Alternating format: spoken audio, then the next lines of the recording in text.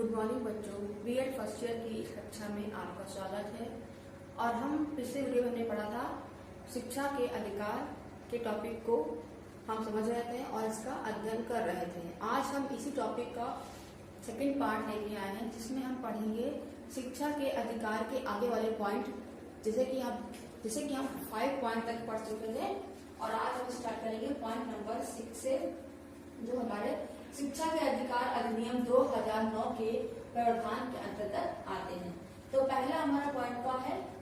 समुचित सरकार के कर्तव्य। मतलब शिक्षा के अधिकार अधिनियम 2009 का जो प्रावधान है उसका क्या है? पॉइंट 6 पॉइंट क्या है? समुचित सरकार के कर्तव्य। मतलब सरकार का क्या कर्तव्य है और उनके क्या कार्य हैं। तो चलिए समझ लेते हैं। ये कम से कम ABCD तक है और F तक हम इसको समझेंगे। तो सरकार के कर्तव्य क्या है? पहला क्या है? प्रत्येक बालक को निःशुल्क शिक्षा और अनिवार्य प्राथमिक शिक्षा उपलब्ध कराएगी। कौन कराएगी? तो सरकार का जो हमारा कर्तव्य है वो क्या है? पहला निःशुल्क और अनिवार्य शिक्षा उपलब्ध कराना। दूसरा कर्तव्य क्या है? धारा 6 के आसपास में विद्यालय की उपलब्धता को सुनिश्चित करेगी। मतलब धारा 6 के अंतर्गत जो भी आसपास के जो विद्यालय हैं उसकी उपलब्धता को सुनिश्चित करेगी। मतलब उस विद्यालय के अंदर क्या क्या उपलब्ध होगा उस चीज को वो बनाएगी और उस पर कार्य करेगी। C क्या है? प्रत्येक बालक द्वारा प्राथमिक शिक्षा में प्रवेश उपस्थिति और पूरा करने को सुनिश्चित और मॉनिटर करेगी। मतलब जो प्रत्येक बालक है प्राथमिक शिक्षा के अंतर्गत वो क्या करेगा? प्रवेश लेगा, उपस्थिति होगी और पूरा करने को सुनिश्चित करेगा। कौन करेगा? जो सरकार है, सरकार के कर्तव्य के अंतर्गत आएगा। D क्या है? प्राथमिक शिक्षा के लिए पाठ्याचार और पाठ्यक्रम को समय से विहित करने का सुनिश्चित करेगी। मतलब जो प्राथमिक शिक्षा का जो पाठ्यक्रम है और पाठ्याचार है उसको समय से विहित मतलब बदलने को सुनिश्चित करेगी। कौन करेगी? सरकार का ही कर्तव्य है। E क्या है? E हमारा है शिक्षकों के लिए प्रशिक्षण सुविधा उपलब्ध कराएगी। मतलब जो शिक्षक हमारे छात्रों को शिक्षा देंगे उनके लिए प्रशिक्षण की सुविधा है वो उपलब्ध कराएगी। कौन? भारत के जो सरकार है उनकी कर्तव्य है। उसके बाद है F है, यह सुनिश्चित करेगी कि दुर्बल वर्ग के बालक और सुविधाग्रस्त समूह के बालक के प्रति पक्षपात ना हो। सरकार का कर्तव्य क्या होगा? जो दुर्बल वर्ग के जो बालक हैं और उन्हें सुविधा नहीं मिली है, जो सुविधा से ग्रस्त हैं, उन बालकों के लिए पक्षपात नहीं करेगी और सभी बालकों को सारी सुविधा प्रदान कराएगी। कौन कराएगी? सरकार कराएगी। और क्या करेगी? सरकार भवन का निर्माण करेगी। उसके अंतर्गत कर्मचारी शिक्षा उप संस्कार की व्यवस्था भी करेगी। तो ये क्या है? ये हमारे पॉइंट क्या है? सरकार की कर्तव्य के अंतर्गत आता है। 7वां पॉइंट हमारा क्या है? माता पिता और सुरक्षा का कर्तव्य। मतलब शिक्षा के जो अधिनियम 2009 के अंतर्गत सिर्फ विद्यालय का कर्तव्य नहीं है, सरकार का कर्तव्य नहीं है, इसके अंतर्गत माता पिता के भी कर्तव्यों को रखा गया है। तो क्या है? माता पिता का कर्तव्य क्या है हमारा? प्रत्येक माता पिता का संरक्षण का यह कर्तव्य होगा। मतलब माता पिता का कर्तव्य यह होगा कि आसपास के विद्यालय में प्राथमिक शिक्षा में अपने यथास्थिति बालक का प्रवेश कराएं। मतलब जो माता पिता का भी ये कर्तव्य है कि वो अपने बालकों को या अपने बच्चों को आसपास के विद्यालयों में भेजें और उन्हें शिक्षा ग्रहण करने का अवसर प्रदान करें।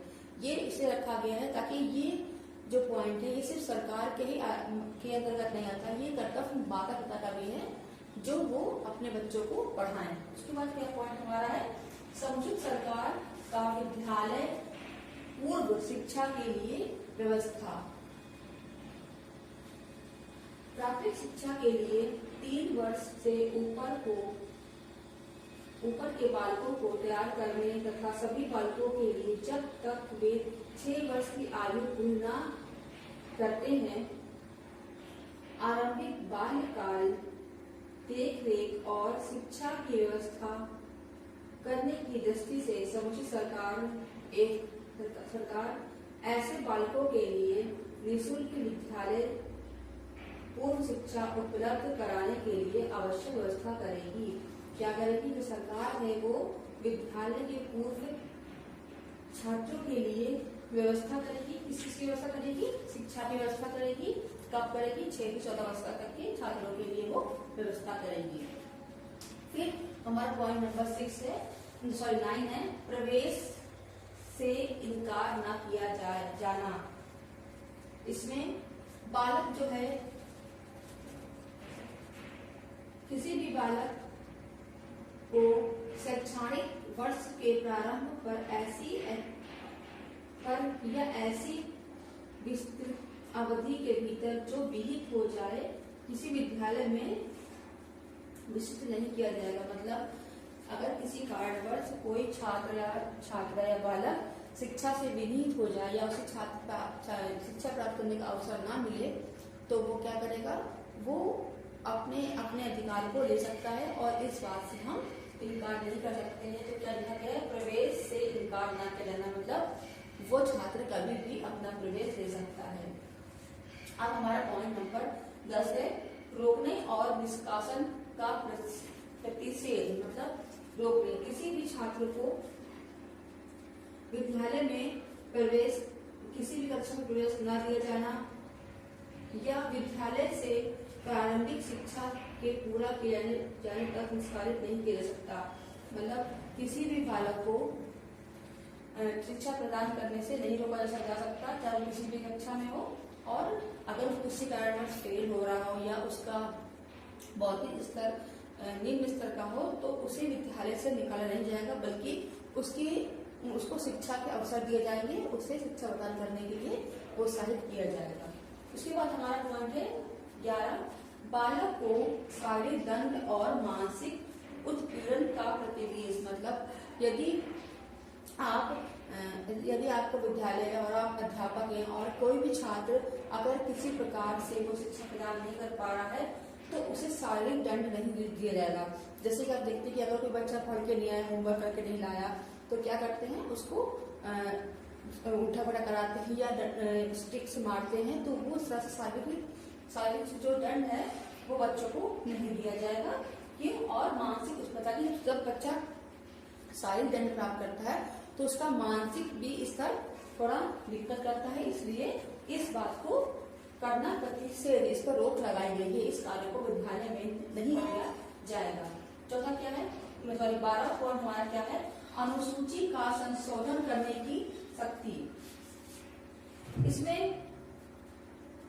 केंद्र सरकार अधिसूचना द्वारा किसी मान या मानक को अनुसूची से परिवर्तन या उसका लोप करके उसका संशोधन कर सकेगी। मतलब जो सरकार है उस अनुसूची के अंतर्गत संशोधन करके उसमें कुछ न कुछ बदलाव कर सकती है। उस चीज का बदलाव करने के लिए उसे विशेष शक्ति प्राप्त होगी और वो उस पाठ्यक्रम को अच्छा या बेहतर बनाने के लिए उस अनुसूची में परिवर्तन कर सकती है। ये हमारा आज हमने 12 पॉइंट तक पढ़ लिया है। 5 मिनट पहले पढ़े थे हमने और 6 से लेकर 12 तक हमने आज ये पॉइंटों को पढ़ लिया है बच्चों। तो इसके बाद हम पढ़ेंगे, इसके बाद हम इसी टॉपिक के मतलब शिक्षा के अधिकार के अंतर्गत जो 2009 के प्रावधान है उसमें हम और आगे कौन कौन से पॉइंट पढ़ेंगे ये हम नेक्स्ट वीडियो में देखेंगे। तो फिर मिलते हैं आपसे नेक्स्ट वीडियो में।